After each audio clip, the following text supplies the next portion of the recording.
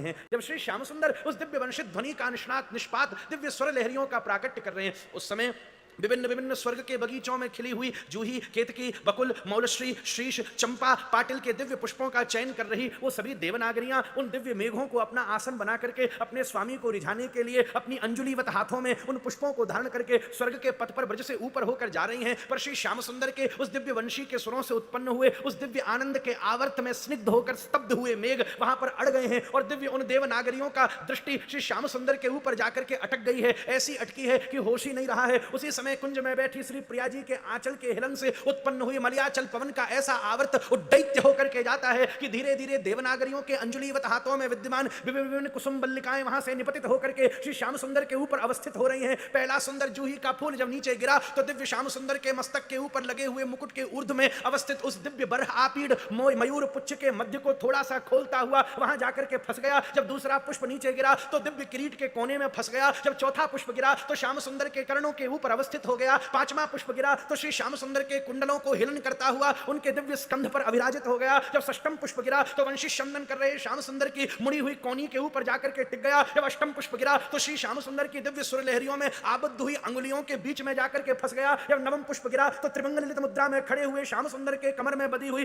पीतांबर का कटि प्रदोष का जो दिव्य नीबी है, गांठ है, ग्रंथि है, उस ग्रंथि के गोल आवर्त में जाकर के उलझ गया। जब एकादशवां पुष्प गिरा तो त्रिभंग ललित मुद्रा में खड़े हुए श्याम सुंदर की ऊंची हुई एड़ी के ऊपर जो दिव्य नूपुर है उन नूपुरों के उस दिव्य छिद्र में जाकर के फंस गया। जब द्वादशवां पुष्प गिरा तो दूसरे सीधे चरणारविंद के अंगुष्ठ के ऊपर जाकर अवस्थित हो गया। जब त्रयोदशवां पुष्प गिरा तब दूसरे हाथ की कोनी के ऊपर जाकर के फंस गया। जब चतुर्दशवां पुष्प गिरा तो दूसरे स्कंद के कुंडल के दिव्य छिद्र आवर्त में बीच में घुस करके अविराजित हो गया। जब पंचदशवां पुष्प गिरा तो दूसरे कर्ण के ऊपर जाकर के अवस्थित हो गया। और जब षोडशदशवां दिव्य मंगल में पुष्प गिरा तो श्याम सुंदर के सिर पेज के कोने वाले मणि को हिलाते हुए संपूर्ण ब्रज के ऊपर समर्पित हो गया। इस प्रकार 16 कला संपन्न श्याम सुंदर के ऊपर देवनागरियों के हस्त से निर्गलित हुए इन दिव्य 16 पुष्पों का अभ्यर्चन ये दिव्य हिमालय के साथ ही भागवत की दिव्य भागीरथी का प्रवाह होगा।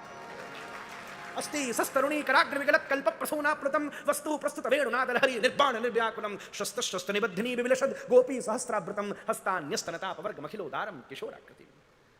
ऐसे दिव्य वास्तव वस्तु के साथ दिव्य श्रीमद् भागवत का संबंध है। और फिर इसका प्रयोजन क्या है?